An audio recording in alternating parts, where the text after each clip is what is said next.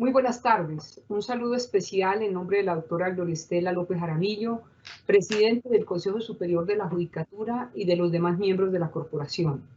Bienvenidos a esta conferencia virtual denominada Violencia Sexual en el marco del conflicto armado y medidas de reparación, que hace parte del segundo ciclo de capacitación en incorporación de la perspectiva de género.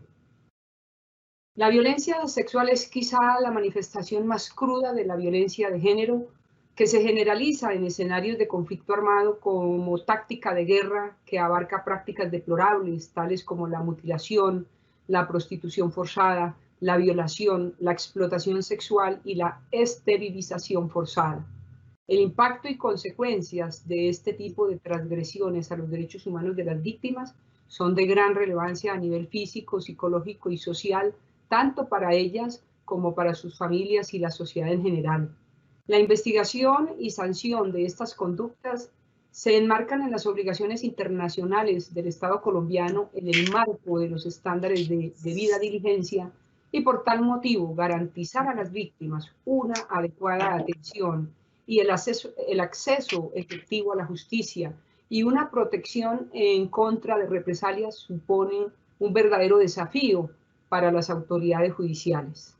La conferencia del día de hoy tiene como propósito profundizar y reflexionar acerca del abordaje de casos de violencias basadas en género en el contexto del conflicto armado y sus formas de reparación a partir del análisis de providencias proferidas por la especialidad de Justicia y Paz. En el día de hoy tenemos el gusto de contar nuevamente con la doctora Alexandra Valencia Molina, abogada, magíster en Derecho con énfasis en Derecho Penal de la Universidad Nacional y especialista en Derecho Penal y Constitucional. Es becaria del Instituto Interamericano de Derechos Humanos en el Programa de Formación Avanzada en Derechos Humanos en San José de Costa Rica, formadora de nuestra Escuela Judicial Rodrigo Lara Bonilla, y actualmente la doctora Valencia se desempeña como magistrada con funciones de conocimiento de la Sala de Justicia y Paz del Tribunal Superior de Bogotá. Tan pronto finalice la exposición, nuestra formadora invitada dará respuesta a algunas de las preguntas que ustedes tengan a bien formular a través del chat de participación. Doctora Alexandra Valencia Molina, es un gusto tenerla con nosotros. Bienvenida, tiene el uso de la palabra. Muchas gracias, doctora Marilucero Novoa, directora de la Escuela Judicial Rodrigo Lara Bonilla. Un saludo extensivo a la doctora Gloria Estela López Jaramillo, presidente del Consejo Superior de la Judicatura, y a todos los servidores y servidoras de la rama judicial y demás personas que se han conectado a esta videoconferencia. El tema, como lo indicó la señora directora de la escuela, se relaciona con la violencia sexual en el marco del conflicto armado interno colombiano, medidas de reparación, para lo cual trataremos de hacer una breve introducción sobre sus componentes, los autos de seguimiento que la Corte Constitucional, a partir del auto T025, ha dispuesto en lo que tiene que ver con las violencias de las mujeres en el marco del conflicto armado, principalmente víctimas de desplazamiento forzado. Y por último, pues daremos unos casos relacionados con la especial jurisdicción de Justicia y Paz, en donde pues se dará una muestra de las conductas criminales que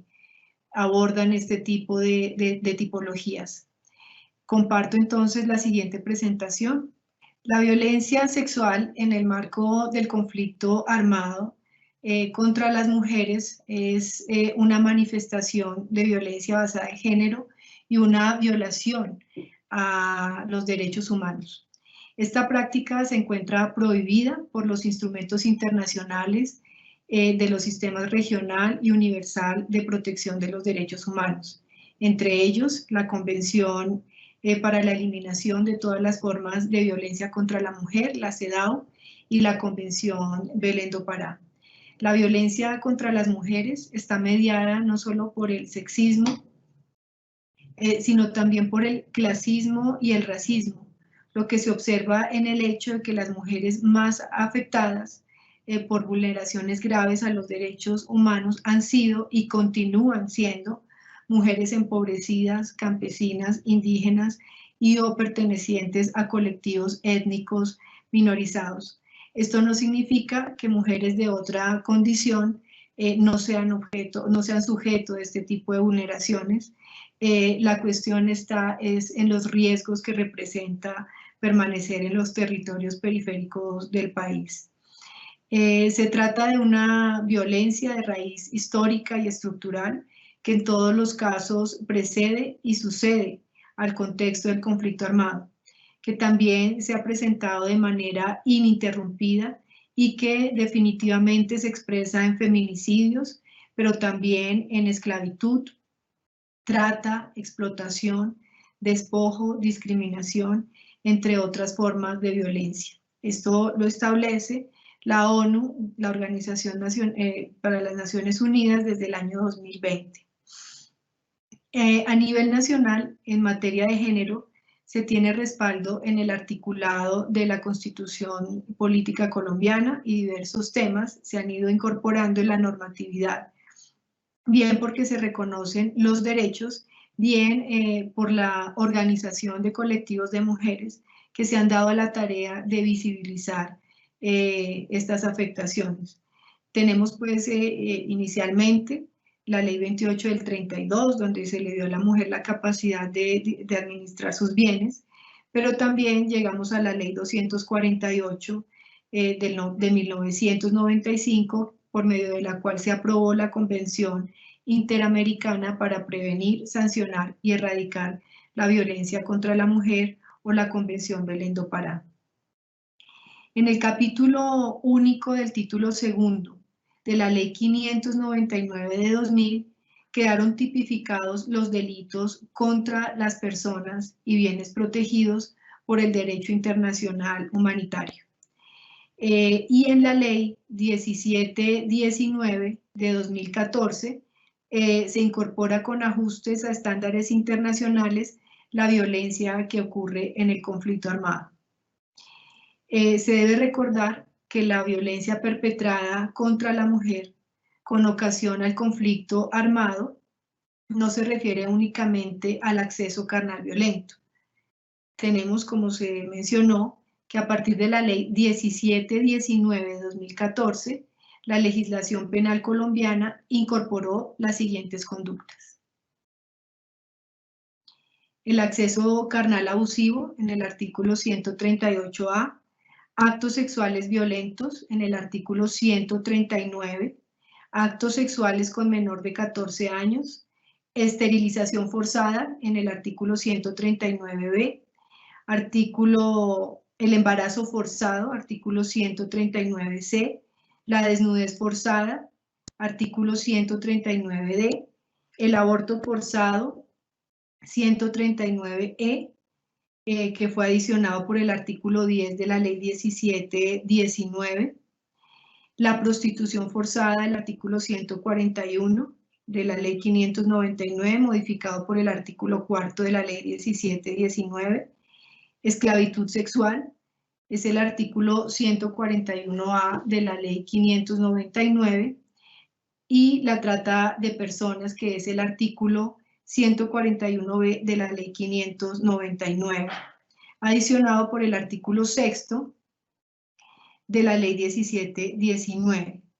Este compendio normativo, si bien define y describe los ingredientes normativos del tipo penal o de cada uno de los tipos penales, muchas veces pasan desapercibidos en la elaboración de la adecuación típica de quienes persiguen estos crímenes. Me refiero principalmente a los casos de violencia sexual cometidos contra las mujeres, sus posteriores homicidios, ¿sí?, donde precedió la desnudez.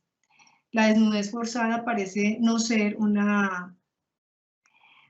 conducta de connotación que llame la atención a quienes formulan los cargos ante la magistratura, y muchas veces pasa desapercibida. Igual ocurre con la prostitución forzada, donde no se da el alcance y la interpretación suficientes para que se dé la categoría criminal que este tipo de actos pues ameritan. A partir de la década de los 90, numerosos análisis feministas han caracterizado la violencia sexual como una estrategia o como un arma de guerra a gran escala. Esto tendría varios objetivos, entre ellos controlar, someter y debilitar a las mujeres, afectar el mayor número de personas posibles, no solo a las víctimas directas, sino también a sus familias y a las comunidades, sembrar terror, destruir el tejido y la cohesión social y minar la moral del enemigo al demostrar su incapacidad para defender a sus mujeres. Es decir, el ataque indiscriminado en el conflicto armado contra las mujeres tiene una resonancia de muy alto impacto en las comunidades, considerando los roles que en la ruralidad desempeñan las mujeres. Según las cifras de la Unidad para la Atención y Reparación para las Víctimas, cerca de 24.000 mujeres han sido víctimas de violencia sexual en el marco del conflicto armado interno colombiano. Los actores de los grupos armados han hecho uso de la violencia sexual como un arma de guerra, como lo dijimos, principalmente contra las mujeres, pero también contra los niños y contra las niñas y los adolescentes, los pueblos indígenas, las comunidades negras, afrocolombianas, raizales o palenqueras, personas con discapacidad o personas con orientaciones sexuales o identidad de género diversas, quienes experimentan impactos diferenciados y riesgos desproporcionados en el marco del conflicto armado, situación que se agrava en razón a la exclusión y marginación histórica de estos grupos poblacionales.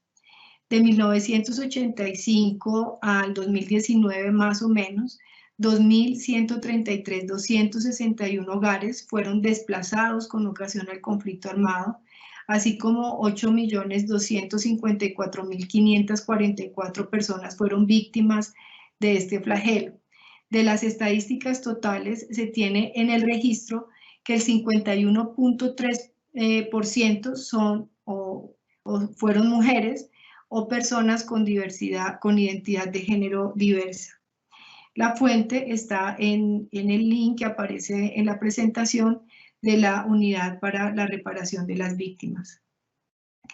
Durante los conflictos armados y en la fase posterior a su terminación, los sistemas judiciales presentan fallas en su funcionamiento y pueden tender a reproducir prácticas discriminatorias hacia las mujeres y las niñas, obstaculizando aún más el acceso a la justicia. Por lo tanto, el papel de la Administración de Justicia adquiere un lugar central, esto entre comillas, para transformar las desigualdades estructurales que provocaron dichas violencias, responder a las necesidades específicas de las mujeres para evitar que se vuelvan a repetir. Según los autos de seguimiento de la sentencia T025, tenemos que estos compromisos cobraron especial relevancia, principalmente desde esta sentencia T025, pero también desde sus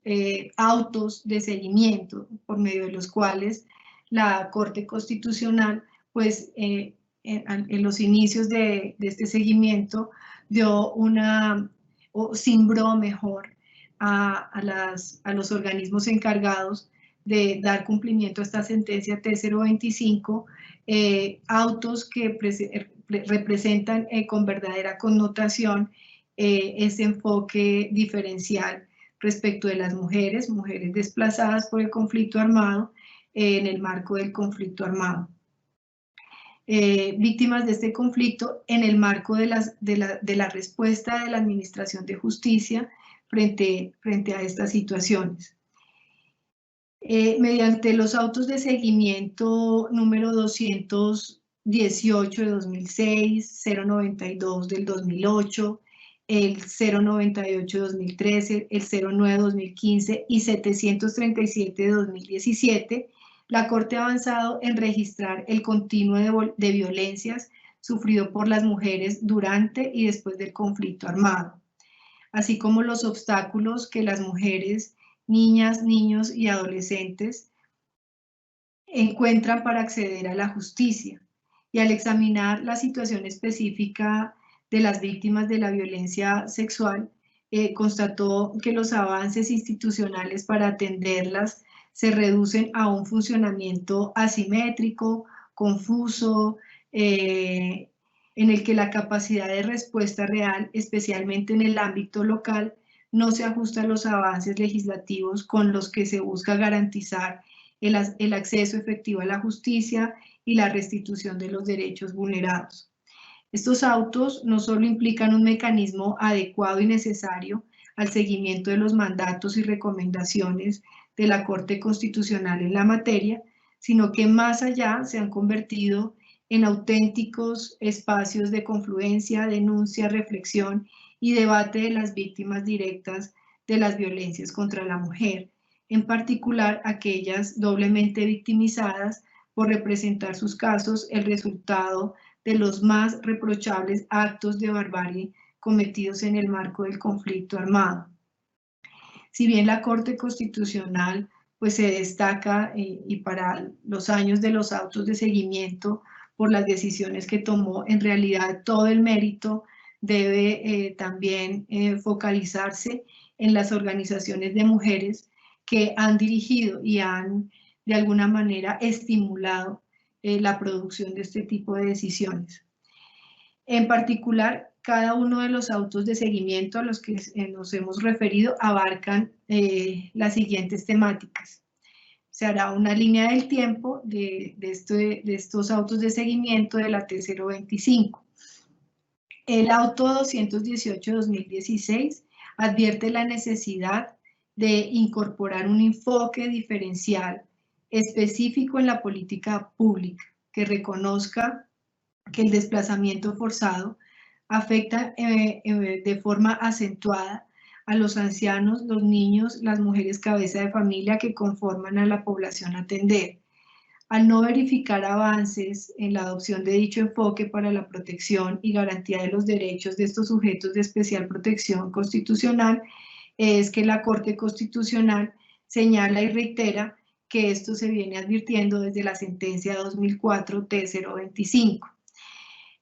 ¿Por qué se toma como base el desplazamiento forzado como un tema que impacta la violencia sexual en el conflicto armado? Pues precisamente porque el desplazamiento forzado resulta ser transversal en la vulneración de derechos contra las mujeres cuando son ellas quienes padecen este tipo de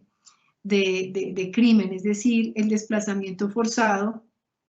es el que detona una violencia de carácter estructural que evidentemente se da antes, durante y después del conflicto armado. Muchas de las víctimas del conflicto armado, víctimas mujeres, pues antes fueron víctimas de desplazamiento forzado, o muchas de ellas al tratar de solventar su situación de desarraigo vuelven a ser víctimas de violencia sexual. Es decir, es tal la situación de vulneración en el que se encuentra una mujer y su núcleo familiar luego de un desplazamiento forzado, que de ahí en adelante vienen a impactar muchas de las situaciones contra su vida y su integridad personal. Es por eso esa razón por la que tratamos de primero dejar en evidencia la base o una de las bases sobre las cuales se puede pensar se detonan de mayor manera los crímenes de connotación sexual contra las mujeres. Luego viene el auto 092 del 2008, relativo a la protección de los derechos fundamentales de las mujeres desplazadas y la prevención del impacto de género desproporcionado del conflicto armado y el desplazamiento forzado. En esta decisión, en el auto 092 de 2008, la Corte concluyó que existe un impacto gravoso y focalizado del conflicto armado y el desplazamiento forzado en términos cuantitativos y en términos cualitativos sobre las mujeres colombianas y es en este auto, es en el 092, donde la Corte Constitucional identifica 10 riesgos de género, 18 facetas, sus patrones de violencia y unos problemas específicos. Es decir, este auto 092 es un marco muy especial y específico para describir lo que le ocurre principalmente a las mujeres en el marco del conflicto armado. Como le decía, se identifican 10 riesgos de género, 12 patrones de violencia y discriminación de género de índole estructural, preexistentes al desplazamiento, pero que se ven potenciados o se ven degenerados por el mismo. Y además, en este auto 092 se identifican 6 problemas específicos de las mujeres desplazadas producto de la conjunción de los factores como la vulnerabilidad que soportan y que no afectan, no solo afectan a las mujeres, sino que también a los hombres y a los niños.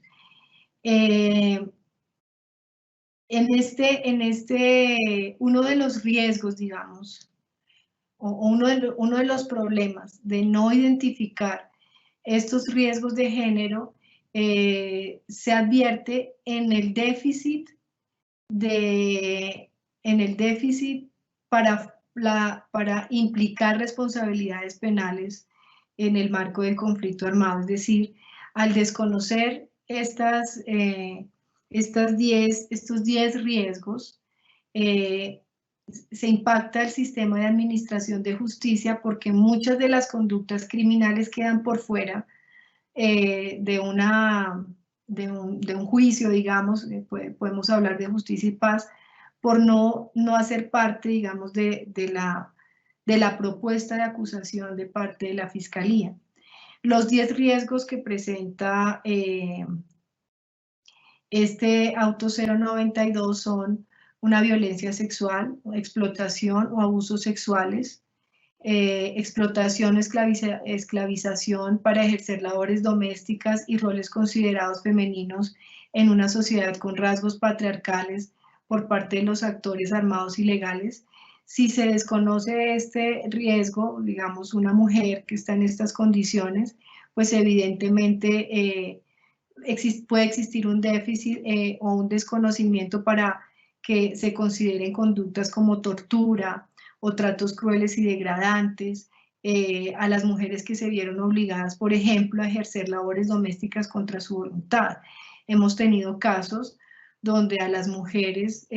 fueron sometidas a lavar con sus propias manos y con su propia fuerza los camuflados de las estructuras paramilitares. Niñas que fueron obligadas a barrer las calles.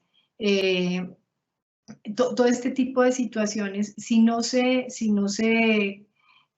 transmiten adecuadamente al sistema de administración de justicia, pues como se dice, persistirá ese déficit de atribución de responsabilidad de los directamente implicados. El reclutamiento forzado de los hijos e hijas por los actores armados al margen de la ley es otro de los riesgos que trae este auto de seguimiento, el 092.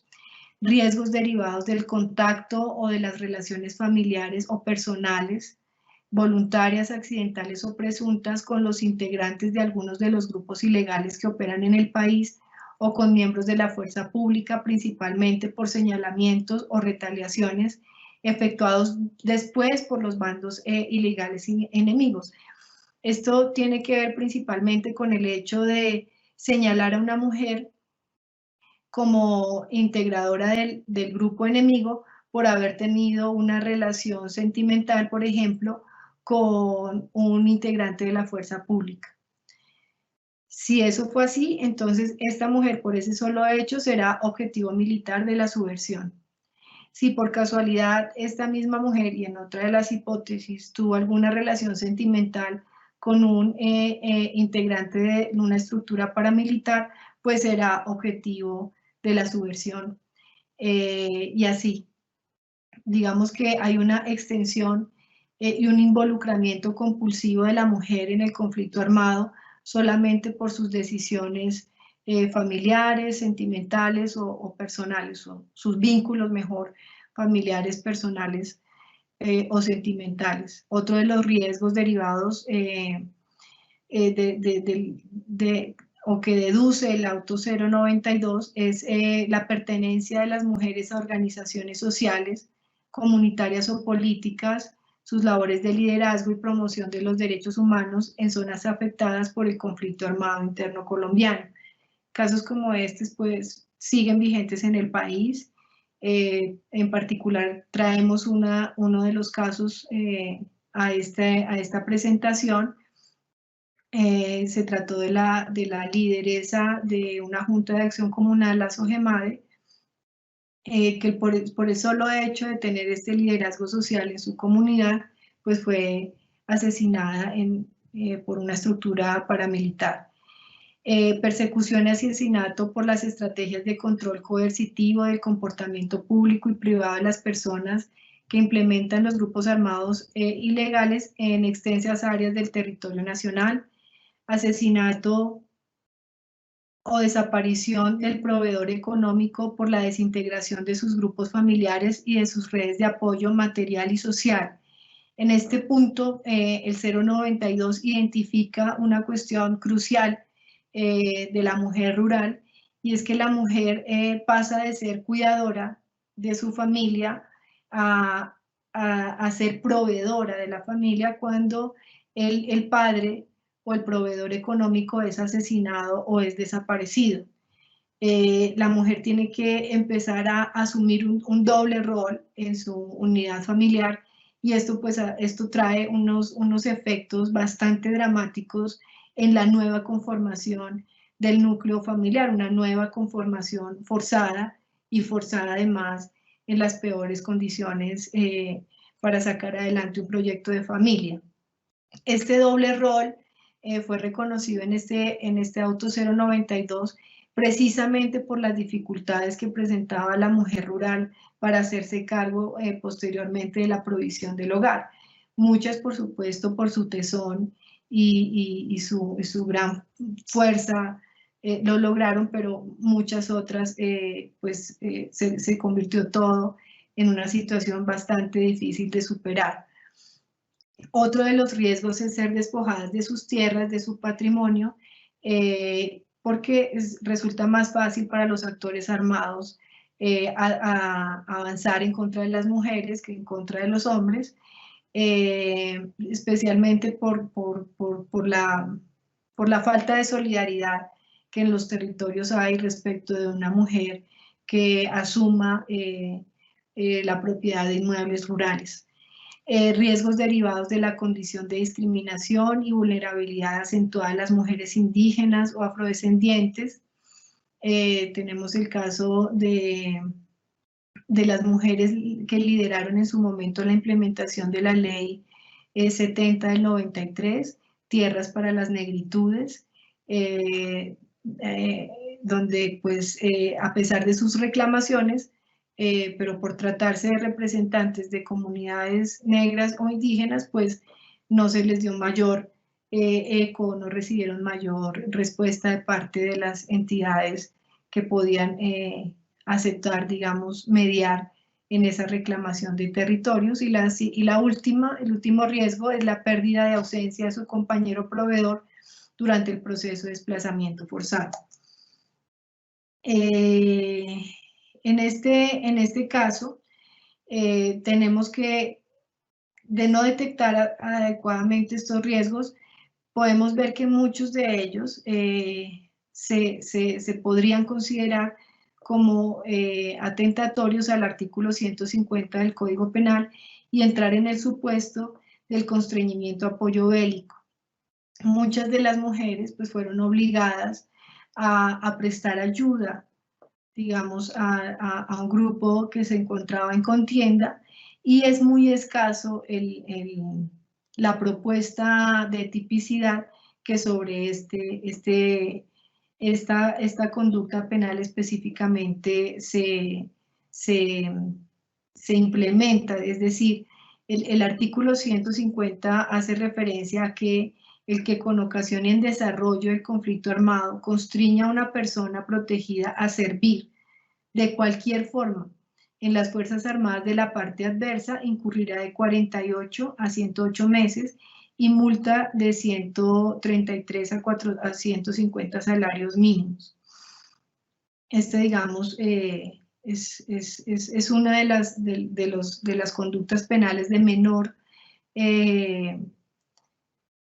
consideración, digamos, al momento de establecer responsabilidades en el marco del conflicto armado interno colombiano.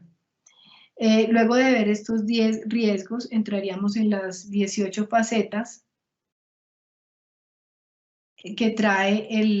este 092 y los 12 patrones de violencia preexistentes al desplazamiento, pero potenciados por el mismo.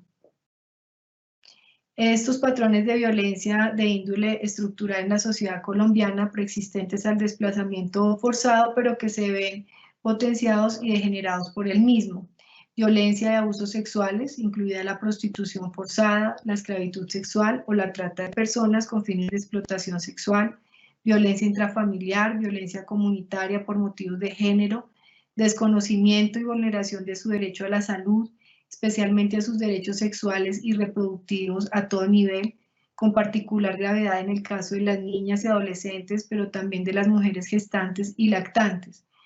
Es decir, el embarazo en el conflicto armado interno colombiano viene a ser una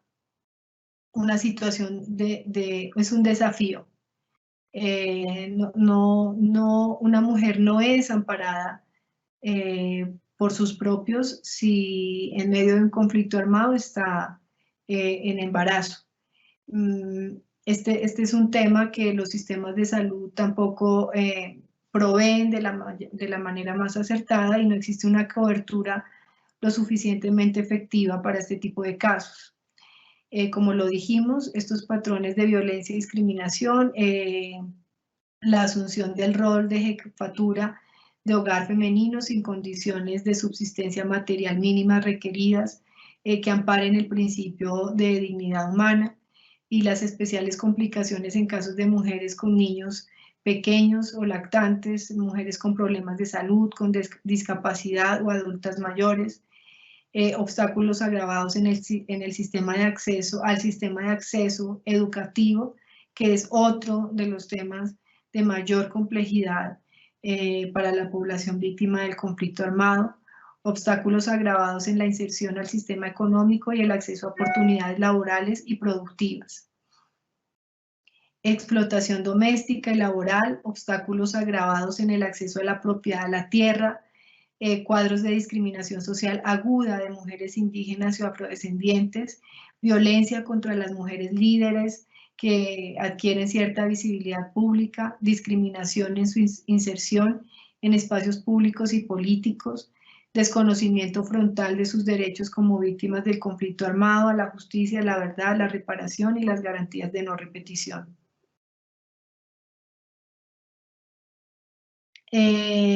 Estas facetas luego presentan unos problemas específicos para las mujeres desplazadas y los problemas específicos tienen que ver con especiales requerimientos de atención y acompañamiento psicosocial. Es decir, esta área, a pesar del aprendizaje que puede tener el país respecto a las víctimas del conflicto armado, un porcentaje bastante considerable no ha tenido un adecuado acompañamiento psicosocial, principalmente las mujeres, quienes al asumir un doble rol de proveedoras y de cuidadoras, pues requieren un apoyo que les facilite tomar un aliento para continuar, y esto aún no ha sido implementado ni en entes territoriales ni en entidades nacionales. Problemas específicos de las mujeres ante el sistema de registro de la población desplazada, problemas en el acceso de las mujeres al sistema de atención, alta frecuencia de funcionarios no capacitados para atender este tipo de problemáticas, donde la mayor muestra es la sospecha, es decir, una de las mayores quejas que recurrentemente se presentan en la jurisdicción es que al parecer ser víctima del conflicto armado genera dudas, genera una especie de sospecha. Y a partir de ahí los funcionarios asumen una actitud hostil o de rechazo, es decir, la falta de empatía para la atención de usuarios del conflicto armado es muy alta. No hay una comprensión, no hay una consideración especial y hay como una especie de sospecha respecto a si será o no será víctima del conflicto armado. El enfoque a menudo familista del sistema de atención a la población que descuida la atención de un altísimo número de mujeres desplazadas que no son cabezas de familia, la reticencia estructural del sistema de atención a otorgar prórroga de la atención humanitaria de emergencias a mujeres. Esto quiere decir que hay unas ayudas humanitarias a las cuales se tiene derecho por el reconocimiento de víctima del conflicto armado. Y parece que quien está a cargo del sistema pues tiene un cierto recelo para prorrogar las ayudas humanitarias. Si nos ubicamos en la situación de un desplazado por la violencia en el país, pues para él no será muy fácil acceder a sistemas de comunicación remota para justificar y relacionar las circunstancias por las cuales su ayuda humanitaria debe ser prorrogada, y lo que hay recurrentemente es la negación de estas ayudas humanitarias. Ya entonces, viendo los problemas específicos,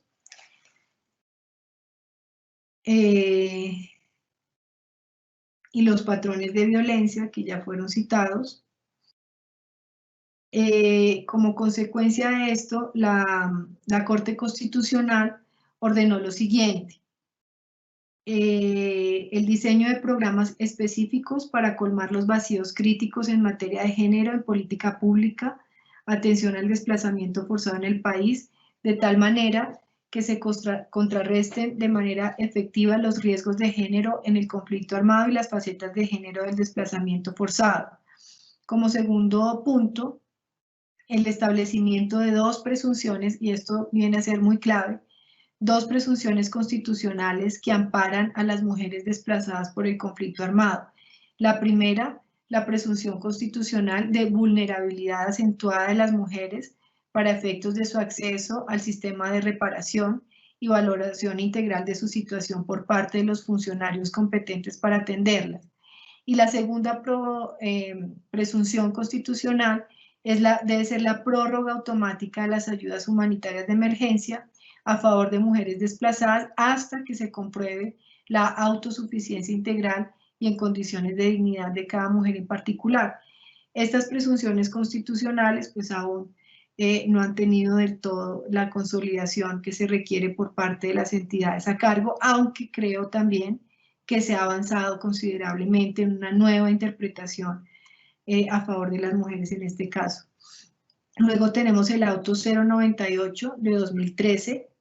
Este auto 098 de 2013, la Corte evalúa el cumplimiento de la orden tercera del auto 092 respecto al diseño e implementación de un programa de promoción de la participación de mujeres lideresas desplazadas. Como consecuencia de esta evaluación se constató que el riesgo derivado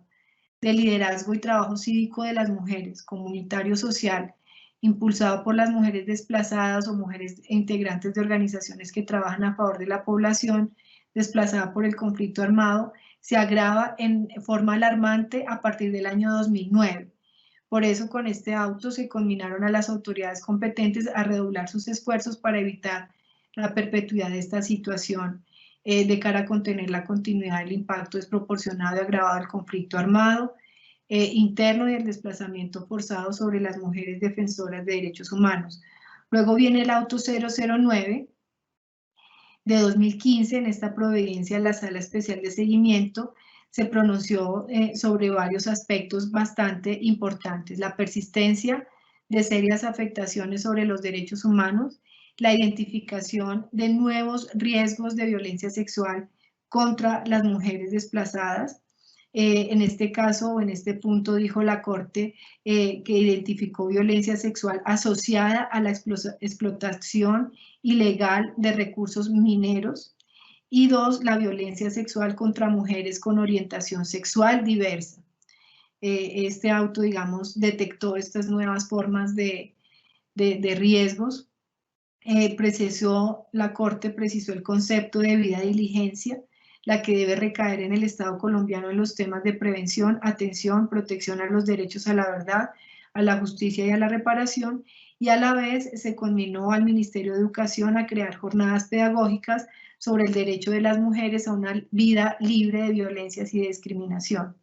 Luego llegamos al auto 737 de 2017, y en esta providencia la Corte Constitucional hizo un seguimiento al cumplimiento de las órdenes 092, 098,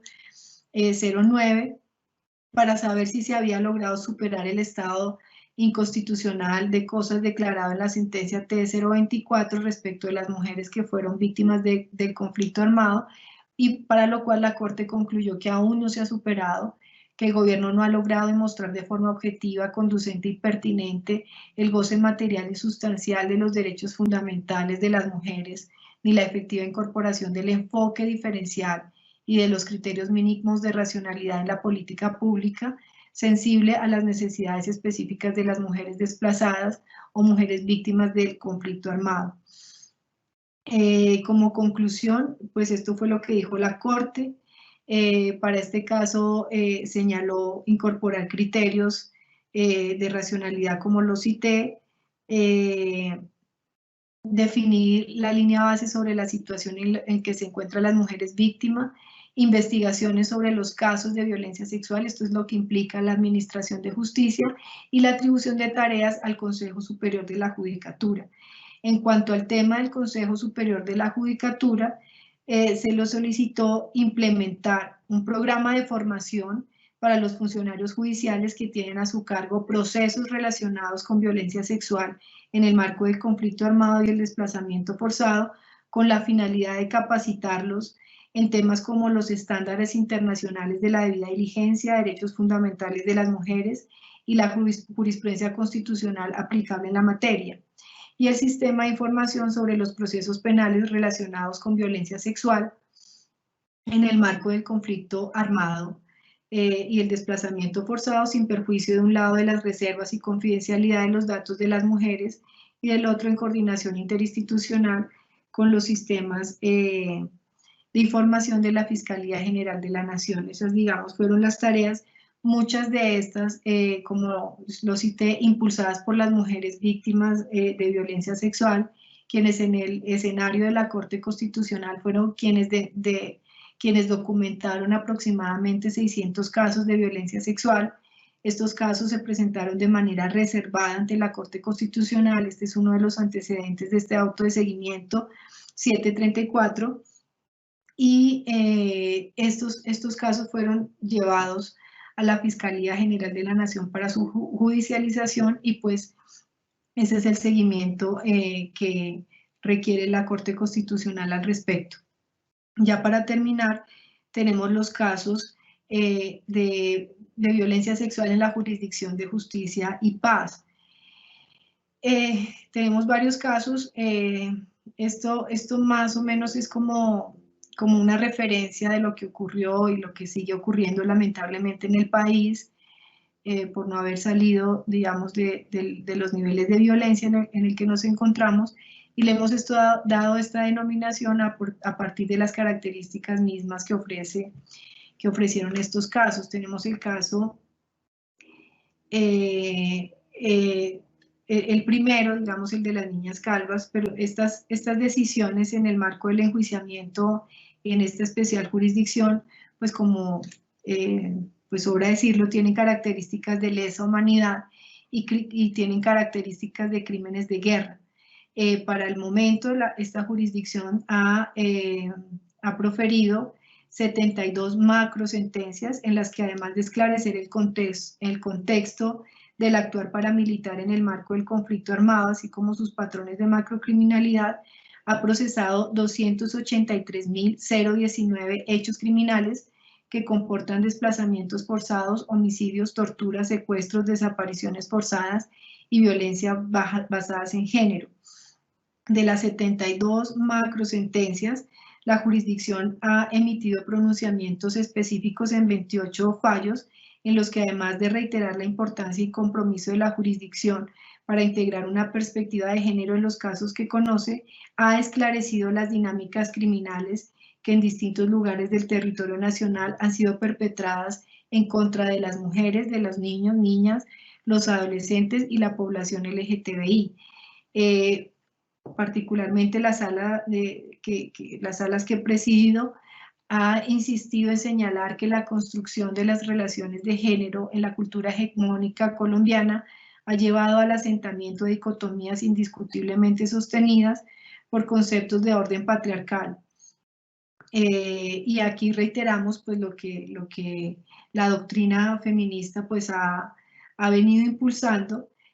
cuando se cita que mientras el hombre equivale a mente, la mujer equivale a cuerpo, mientras que el hombre equivale a cultura, el hombre a naturaleza, y así. Estos patrones socioculturales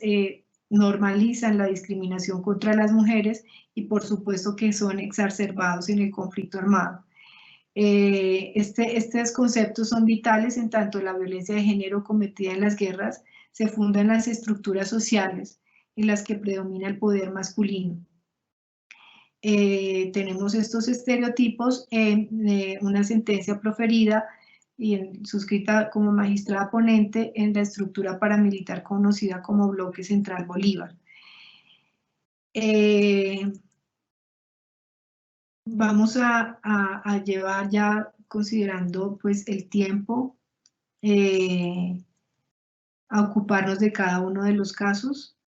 Tenemos en primer lugar el caso de las niñas calvas, de las autodefensas campesinas del Meta y Vichada, ocurrido en Puerto Gaitán, Meta, donde los paramilitares de esta estructura paramilitar castigaban a decenas de niñas, adolescentes y mujeres, secuestrándolas, rapándolas su cabello y esclavizándolas como castigos, es decir, era la imposición de un patrón de conducta como castigo, es decir, si llegaban tarde a la casa, los paramilitares se creían con autoridad para castigarlas, y uno de los castigos era rapar su cabeza. De manera compulsiva, las mujeres y las niñas fueron señaladas como prostitutas o como chismosas o como rebeldes. Decenas de ellas fueron secuestradas, obligadas a trabajar en fincas y la mayoría de ellas humilladas al ser obligadas a barrer las carreteras del pueblo y ser rapadas, como lo dije, como una forma de estigmatizarlas. Rindieron sus declaraciones las mujeres ante Justicia y Paz, y cómo contaron que luego de desplazarse del municipio les daba mucha vergüenza su regreso por la estigmatización y la discriminación que les generó ser catalogadas o ser conocidas como las calvas, que es una de las dificultades, digamos, para garantizar el retorno o para restablecer estos arraigos. Estos hechos ocurrieron y fueron documentados por la jurisdicción como hechos ocurridos entre 1997 y el 2004. Tenemos el caso de La Última Lágrima, ubicado como una casa de lenocinio de 2001 a 2004 por la estructura paramilitar Bloque Vencedores de Arauca, donde cientos de mujeres, o sea, donde el fenómeno de transhumancia de mujeres se dio desde distintos territorios del país hasta el departamento de Arauca, donde fueron obligadas a prestar servicios sexuales a los paramilitares, lo que constituyó uno de los mayores símbolos de violencia contra la mujer en esta región. Lo más paradójico del caso era la confusión que en su momento se advirtió sobre si era legal o no este prostíbulo, y se quería como dar a entender que esta casa de lenocinio garantizaba la protección de la población civil respecto a los ataques indiscriminados que podían asumir los integrantes de esta estructura paramilitar. En el escenario judicial se dio claridad que ningún una circunstancia en conflicto armado puede determinar la aceptación o consentimiento de parte de una mujer y de allí que se haya, digamos, insistido en la adecuación típica de prostitución forzada. Caso de violencia sexual en Ocaña contra mujeres y población LGTBI. Esto fue en el norte de Santander, en la sentencia proferida contra la estructura paramilitar Héctor Julio Peinado Becerra. Contra esta quedó demostrado que en Ocaña los paramilitares al mando de José Antonio Hernández Villamizar desplegaron un patrón de violencia sistemático y generalizado contra mujeres, niñas, integrantes de la población LGTBI, quienes sufrieron en su cuerpo el rigor paramilitar. La situación particular fue la cantidad de embarazos que se reportaron en niñas y adolescentes que habían sido víctimas de violencia sexual, y cómo esto modificó el histórico de cada una de estas niñas, pero no solo de ellas, sino de sus familias, y cómo se les cuestionaba el hecho de haber sido víctimas de violación, es decir, para muchos de sus familiares, ese hecho fue provocado por las mismas niñas. Esa fue, digamos, una forma de revictimización desde los núcleos familiares de las niñas, pero sociales y también judiciales. La población LGTBI, para este fallo, pues explicó que estos actos de los paramilitares estuvieron dirigidos a erradicar física y simbólicamente a estas personas. Se castigó con mucha fuerza a aquellas personas que se apartaban de la norma heterosexual,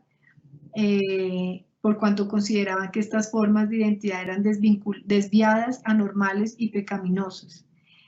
Se trató de visibilizar lo que padecieron miles de mujeres o cientos de mujeres o personas LGTBI por cuenta del conflicto armado. Para este caso de esta estructura paramilitar, y pasando, digamos, al tema de las niñas, contamos con el caso de una niña que fue víctima de violencia sexual doméstica, padecida en su entorno familiar.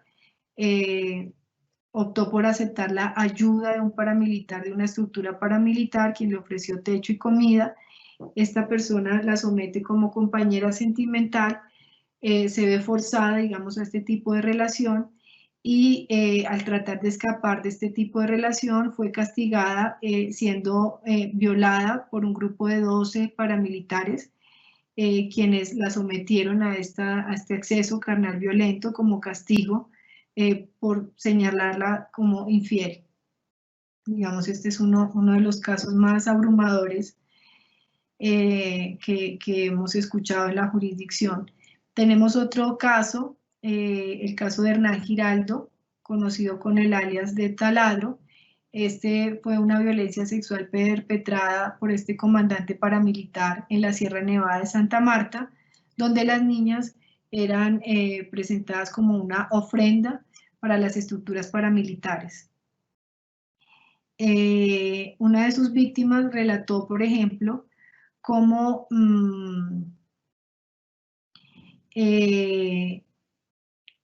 se presionó a una niña de 12 años para convertirla en su pareja. De acuerdo al dicho de la víctima, siempre Hernán Giraldo estaba armado, ponía alarmas sobre su mesa de noche, se satisfacía sexualmente solo con exhibir, digamos, armas de fuego, uniformes. Bueno, es un relato que presenta esta víctima de esclavitud sexual. Son cientos de casos los registrados y fueron objeto de sentencia de parte de la Sala de Conocimiento de Justicia y Paz de la ciudad de Barranquilla. Tenemos los casos de mujeres inhumadas en el Catatumbo, que fue uno de los temas por los cuales pues, la suscrita está en estos ejercicios de tratar de difundir lo que ha hecho la jurisdicción, principalmente para darle voz a las que no lo tienen, donde las mujeres inhumadas eran simplemente referidas como víctimas de homicidio y desaparición forzada, pero no se exploraba si además de esto habían sido víctimas de algún tipo de agresión sexual. De allí que se haya conminado a la Fiscalía para que elabore un protocolo que permita identificar si las mujeres inhumadas fueron víctimas de esta violencia sexual, y se han esclarecido bastantes casos, principalmente por la insistencia de la sala. Tenemos los casos de los niños reclutados por el Bloque Central Bolívar. Es el caso del Corregio de Riachuelo, donde las niñas fueron sometidas por parte de las directivas de este colegio a hacer un reinado de belleza en honor a los paramilitares y como una forma de darles la bienvenida hasta este sector o hasta esta parte de la geografía del norte de Santander. Los niños fueron obligados a cantar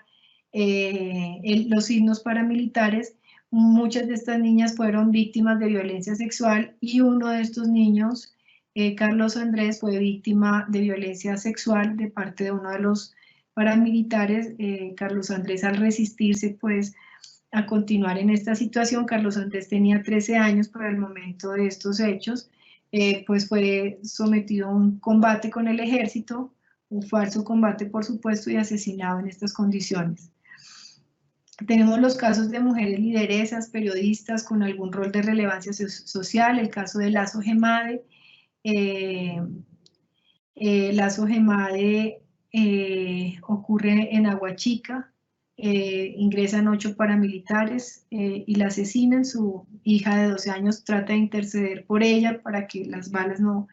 la asesinen y también es asesinada. Respuesta de esto es la condena en la jurisdicción ordinaria contra el comandante paramilitar de esta estructura, Juan Francisco Prada Márquez, por el homicidio de la madre, Lazo Gemade, y la preclusión de la investigación en contra de este paramilitar por el homicidio de la niña, según la decisión judicial, porque la acción no iba dirigida contra la niña, sino contra la madre, digamos. Esto es uno de los baches de las decisiones judiciales. Tenemos el caso de las periodistas en Tame, Arauca, solo por el hecho de ser periodista, arrasaron con todos sus archivos periodísticos y también fue víctima de actos sexuales violentos. Los casos de las mujeres afrodescendientes en el Chocó es una decisión bastante importante de la Sala de Justicia y Paz de Medellín, que demuestra o deja en evidencia el fenómeno de violencia sexual contra las mujeres respecto del bloque Pacífico, Héroes del Chocó.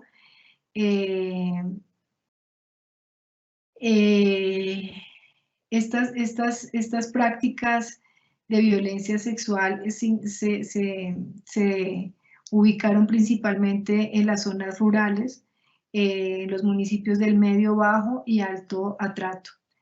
La violencia sexual tenía como objetivo específico a las mujeres negras, y lo fueron no solo por su género, sino particularmente por su etnia y su raza. No fue una forma de represalia o castigo, como suele suceder en el conflicto armado, sino que tenía sus raíces en la historia de discriminación, servidumbre y esclavitud a que han estado sometidos los hombres y las mujeres de las comunidades negras. Otra de las conclusiones a las que llegó la jurisdicción en este caso fue que las víctimas de violencia sexual tenían un genotipo y características de ser negras. Fueron observadas, identificadas y seleccionadas por sus características sexuales y físicas, las de su raza. En la inmensa mayoría de la violencia sexual fue ejecutada por hombres blancos o mestizos, principalmente el Urabá antioqueño. En múltiples casos el agresor emitía un mandato imperativo y perentorio a las mujeres negras para ser retenidas, sustraídas y conducidas forzosamente ante él, quien las sometía en diferentes formas de violencia sexual. Las mujeres negras fueron sometidas a tratos humillantes y degradantes. Incluía también formas de servidumbre doméstica, represalias o castigos con un alto contenido de género. Tenemos el caso de la mujer torturada con electricidad por el bloque Vencedores de Arauca, sucedido en Tame contra una mujer dedicada al comercio, quien luego de ser víctima de involucramiento en el conflicto armado, por ser de la población civil, fue falsamente señalada por ser colaboradora de la guerrilla cuando no lo era, sometida a diversos actos violentos entre ellos acceso carnal violento, desnudez forzada, tortura con electricidad en sus genitales durante 20 minutos, como método para obligarla a declarar si era o no parte de la subversión. Aunque la víctima logró liberarse de su cautiverio, las secuelas de aquel atroz crimen persistieron en su salud, la que se vio deteriorada como resultado de un estado permanente de nervios y ansiedad. Desarrolló problemas cardíacos, fruto de los cuales debió ser intervenida para que le fuera implantado un marcapasos. Esta atención en su salud solo fue atendida con la intervención de la magistratura. Es decir, cuando la Magistratura de Justicia y Paz, pues la suscrita, conminó a las autoridades para que le proveyeran a la señora, a esta víctima, un marcapaso y se explicaran las razones, fue atendida su solicitud. Antes nunca había tenido atención. Llegamos al tema de las medidas de reparación con enfoque de género. Estas medidas de reparación implican a la jurisdicción y es una de nuestras obligaciones como jurisdicción transicional.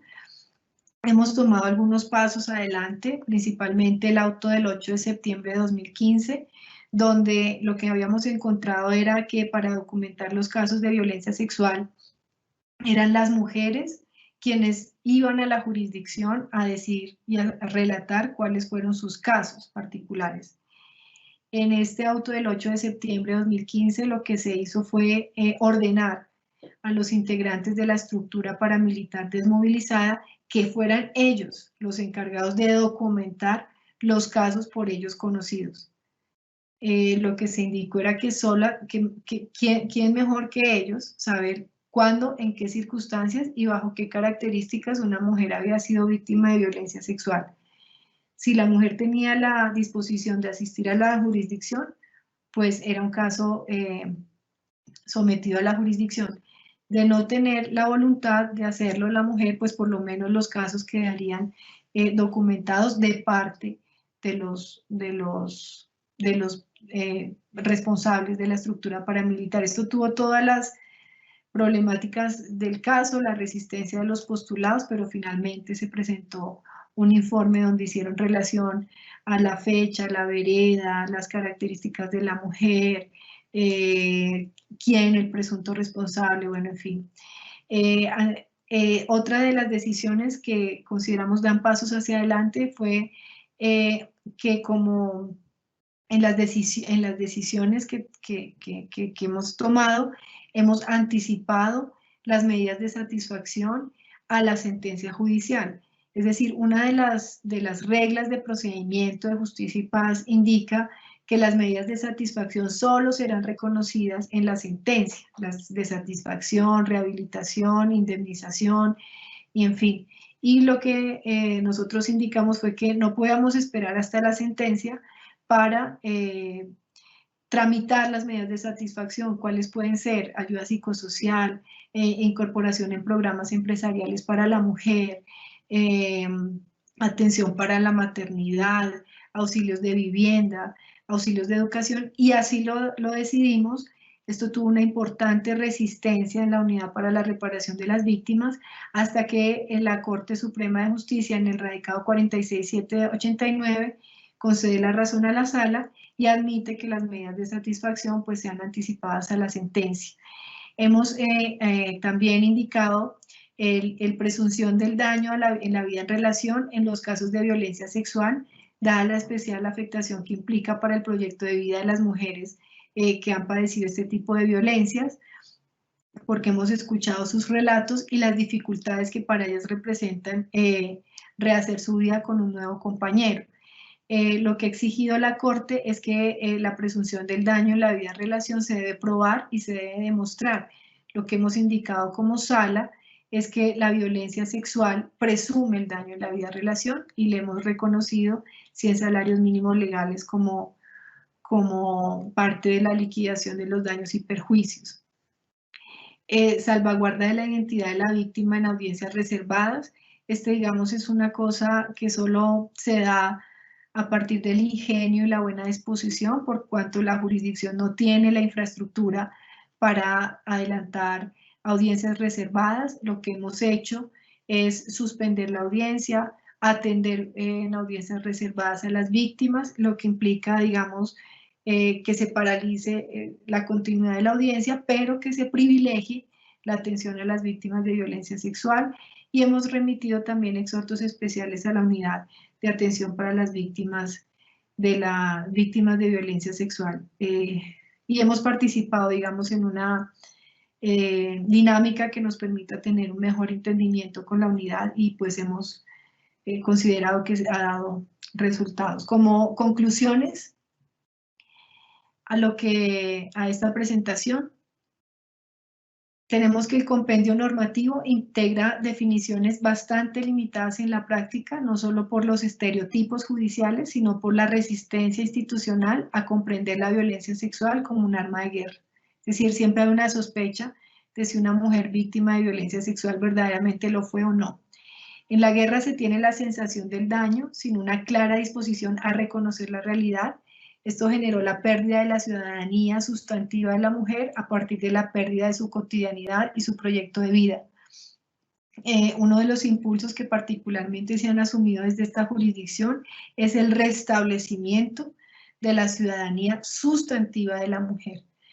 La siguiente es el involucramiento de la mujer en el conflicto armado a pesar de su condición de persona protegida por ser integrante de la población civil. Hay una forma compulsiva de involucrarla, de alguna u otra manera involucrar a la mujer.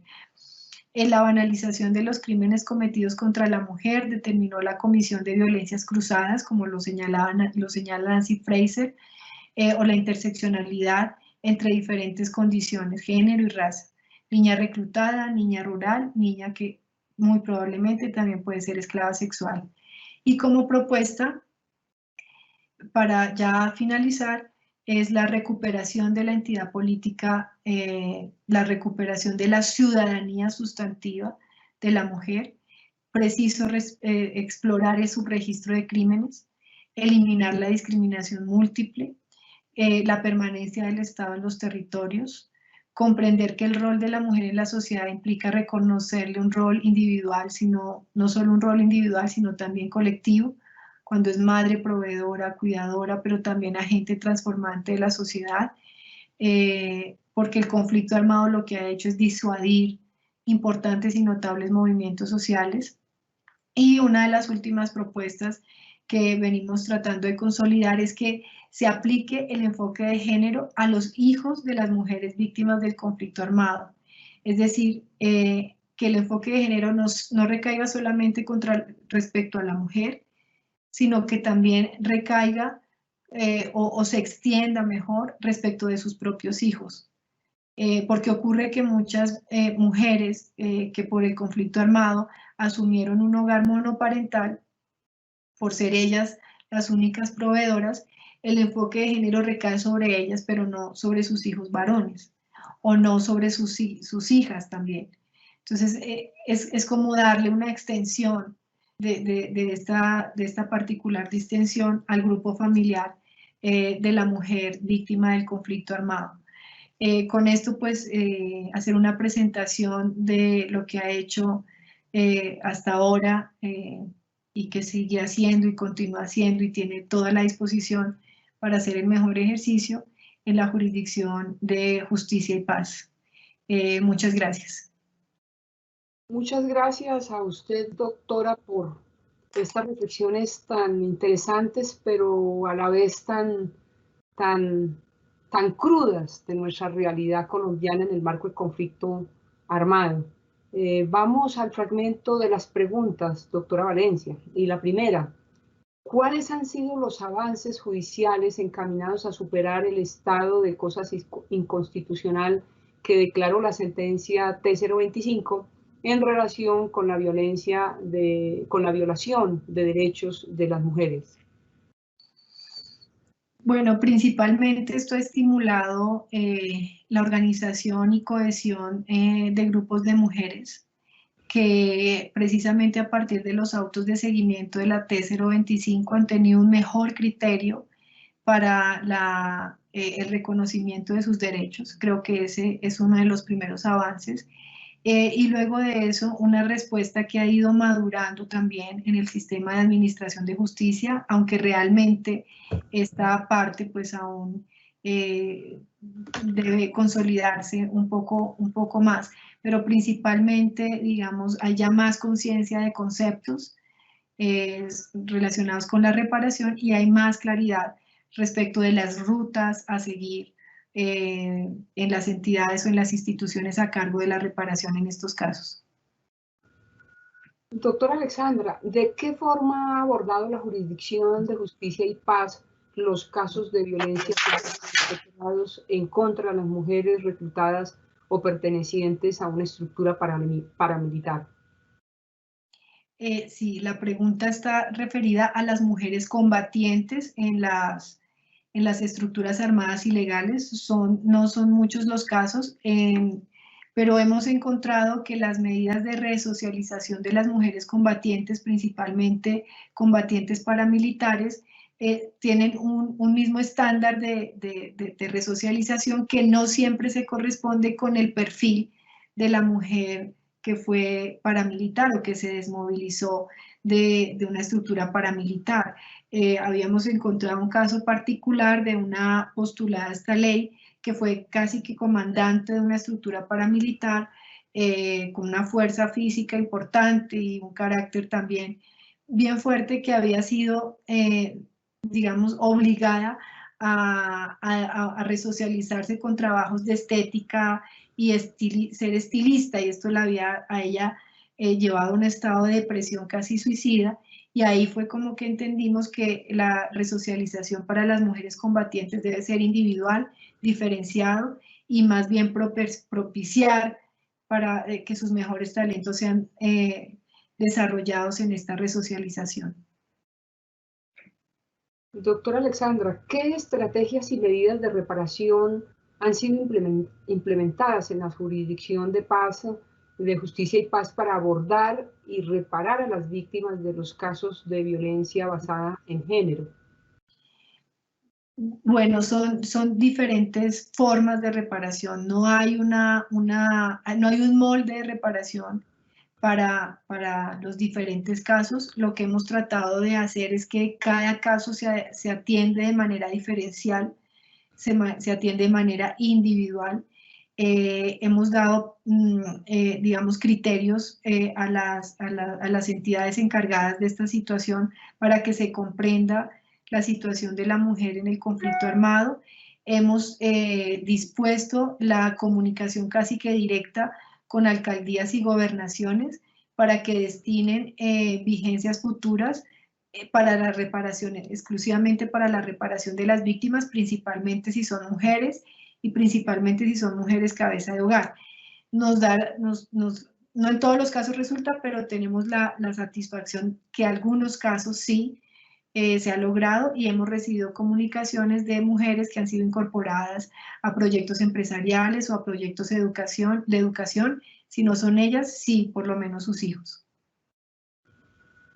Nuestro agradecimiento especial a la doctora Alexandra Valencia Molina por sus claras, ponderadas y documentadas reflexiones sobre la violencia sexual de género en contextos del conflicto armado colombiano y sus medidas de reparación como elementos importantes para la adecuada aplicación del enfoque diferencial con perspectiva de género en la práctica judicial. Las cifras y casos que nos ha compartido hoy la magistrada Valencia sobre la violencia de género en el marco del conflicto armado realmente son escalofriantes. Urgen medidas por parte de las instituciones que tienen que ver con esta terrible problemática y desde luego, en nuestro caso, con decisiones judiciales ejemplarizantes ante estos vejámenes deplorables e indignantes hechos contra las mujeres y, como usted lo decía, doctora Alexandra, sus hijos y sus hijas. Y que sabemos que la Jurisdicción Especial de Paz viene trabajando incansablemente. Gracias a los servidores y servidoras judiciales y a todas las personas que actúan en el sector justicia que se conectaron a esta conferencia virtual. Y a propósito del tema de hoy, nos despedimos con una frase de la compositora española Zulema de la Cruz. La violencia de género nace de la parte más oscura del ser humano y no hay que ocultarla, ni padecerla, ni encubrirla. Hay que gritar con valor y energía, basta ya. Muchas gracias a todos y a todas. Feliz tarde.